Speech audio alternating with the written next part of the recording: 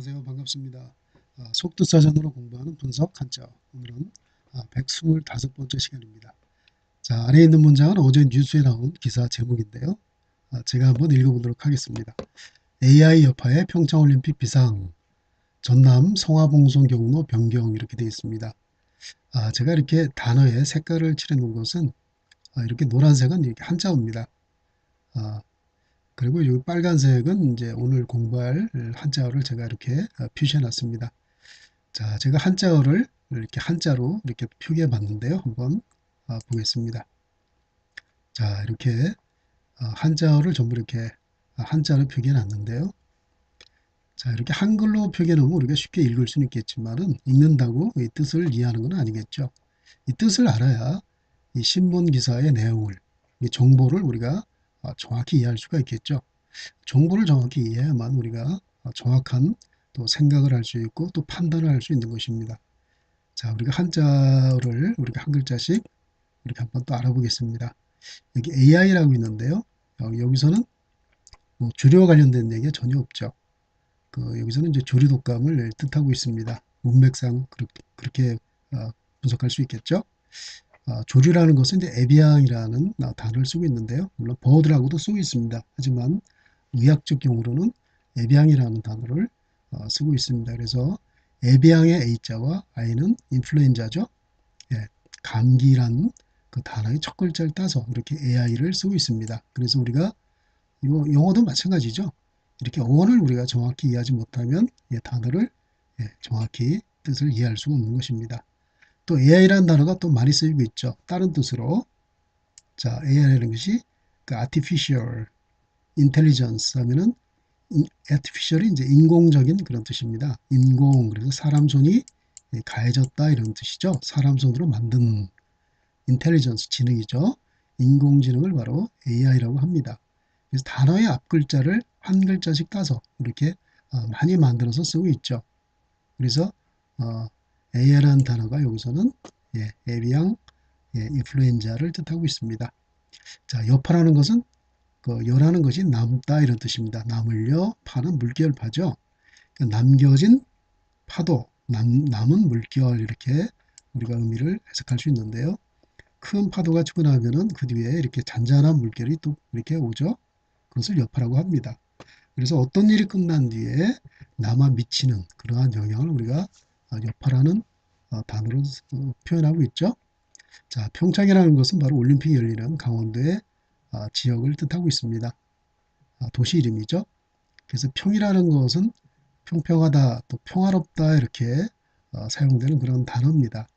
창이라는 것은 이제 번창하다 그런 뜻도 있지만 여기서는 아름답다라는 의미를 가지고 있는 그런 한자로 해석돼야 적합할 것 같습니다. 그래서 평이라는 것은 평화롭고 창이라는 것은 아름답다 이렇게 해석하면 평창이라는 도시는 평화롭고 아름다운 도시 이렇게 해석이 되겠죠. 그래서 평창이라는 것이 올림픽의 그런 이념하고도 굉장히 어울리는 도시 이름 같습니다. 평화롭고 아름다운 도시에서 올림픽이 열릴 예정인데 비상에 올린 거죠. 안일비 정상상. 그래서 정상이 아닌 그런 상황이 됐습니다. 자, 이렇게 비상 한글로만 써놓으면 또 우리가 어떤 비상이 있죠? 날비자 오를 상자가 있죠. 날아오르는 것을 비상한다고 합니다. 그래서 이렇게 한글로만 적어놓으면 사실 문맥을 통해서만 이해할 수 있기 때문에 굉장히 비효율적이죠.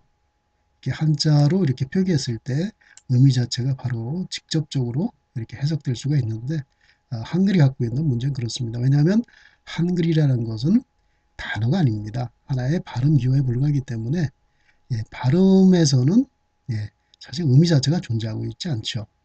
그 한자라는 것은 한 글자 자체가 하나의 의미를 갖고 있는 그런 문자이기 때문에 그 한자로 표기되지만 이렇게 의미를 정확히 이해할 수가 있습니다. 왜냐하면 한자는 같은 글자가 하나도 없기 때문이죠. 그래서 한자로 써놔야 그렇게 비상과 날비자와 오를상자와 구분이 될 수가 있는 것입니다. 전남은 전라남도를 뜻하고 있죠. 전라도는 이제 전주와 나주의 그 도시 앞 글자를 따서 어, 그 도의 명칭을 그렇게 삼고 있습니다. 자, 성화도 마찬가지죠. 성이라는 것은 성스럽다, 거룩하다 이런 뜻입니다. 화는 구라자죠. 거룩한 물 이렇게 어, 사용되고 있는 그런 단어인데요. 또 성화라는 것이 저런 또 뜻이 있죠. 거룩할 성자에다가 그리마자도 우리가 성화라는 단어를 많이 쓰고 있습니다. 중세 때 그때 성화가 많이 있죠. 자, 예수님을 그렇게 모신 그런 그림들, 여러 가지 성경에 나와 있는 그런 여러 가지 그림들을 우리가 이제 성화라고 합니다. 그래서 똑같은 발음을 가지고 있죠. 그리고 또 꽃화차도 쓰이는 그런 성화가 있습니다. 성스러운 꽃. 그래서 이렇게 한글로만 적어놓으면은 많은 어려움이 있겠죠. 구분할 수가 없기 때문에. 자, 봉송이라는 단어도 우리는 오늘 공부할 단어인데요. 이거는 잠시 후에 한 글자씩 또 분석해 보도록 하겠습니다. 자, 경로 이것은 지날 경 길로자입니다. 지나는 길이 바로 경로겠죠. 변경은 고칠 변, 바뀔 변, 그리고 이것은 고칠 경입니다. 그래서 바꾸어 고치다 이런 뜻이 바로 변경인데요. 어, 가는 길을 바꾸고 고친다. 이것을 경로 변경이라고 우리가 해석할 수 있겠죠. 자, 그렇다면 봉송이라는 단어가 어떤 뜻인지 우리 한 글자씩 한번 알아보도록 하겠습니다. 자, 봉이라는 것은 이제 받들다 이런 뜻입니다. 봉사다. 그럴 때 우리 봉자를 쓰고 있죠. 자, 요 글자도 몇 개의 한자로 결합되어 있는데요. 한번 분석해 보도록 하겠습니다. 이것은 우거질봉 이런 뜻을 가진 한자인데요. 풀이 우거지다 이런 뜻을 가지고 있습니다. 자, 요 위에 있는 글자는 조금 복잡하죠. 속삼자에다가 사람 인자의 모습이 이렇게 보이는데요. 자, 요 글자도 두 개의 글자로 결합되어 있습니다. 요 글자는 열십자 두 개가 되어 있죠. 이것은 손을 맞잡다 그런 뜻을 가지고 있는 글자인데요. 손 맞잡을 공자입니다. 그리고 손수자가 이렇게 결합된 글자인데요. 자, 요 두 글자 결합해서 이런 모양을 가진 글자를 변했습니다. 그래서 요것은 이렇게 사람인자 모습으로 바뀌었고 이것은 이렇게 석삼자 모습으로 이렇게 바뀐 모습을 볼 수가 있죠.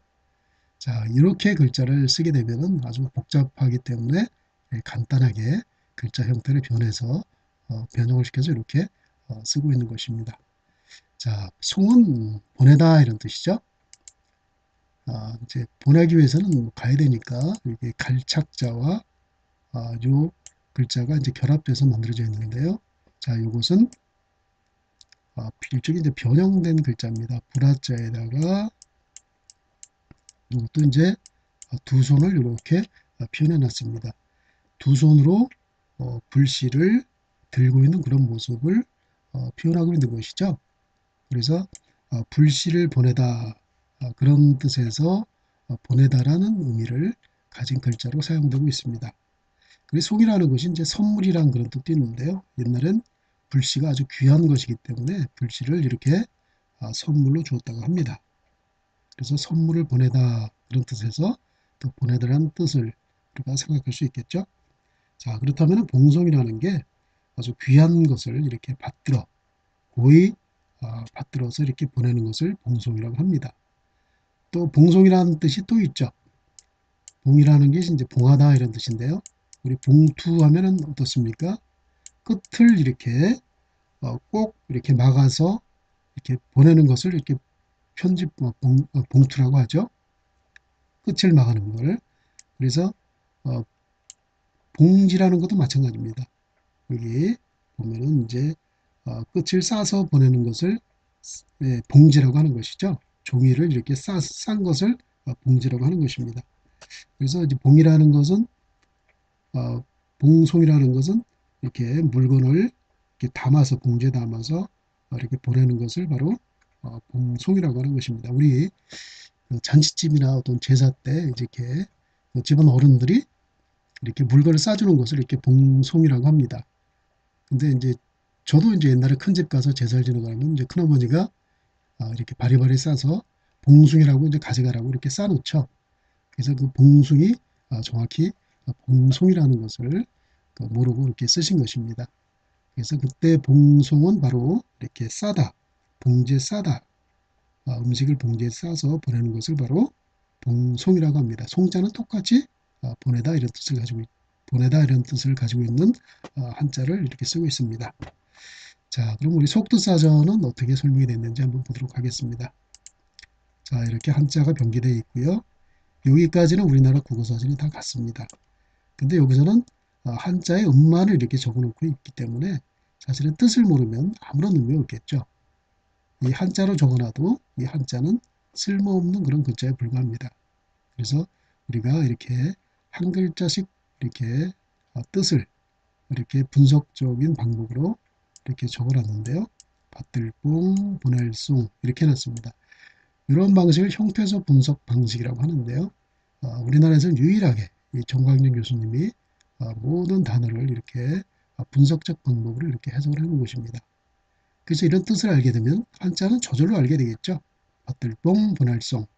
그래서 단어의 뜻을 이렇게 정확히 이해하는 과정 속에서 한자는 저절로 배우게 됩니다. 단어를 정확히 이해할 수 있겠죠. 영영, 유골, 속물 따위를 종중히 받들어, 받들뽕, 음송함 이런 이렇게 해석되고 있습니다. 그래서 성화를 봉송하다. 자, 성스러운 물건이니까 이렇게 봉송이란 표현을 쓰고 있습니다. 자, 오늘은 성화봉송할 때 봉송이란 단어의 뜻이 어떤 뜻인지 우리가 분석적 방법으로 해서 우리 알아봤습니다. 자, 오늘은 이것으로 마치도록 하겠습니다. 감사합니다.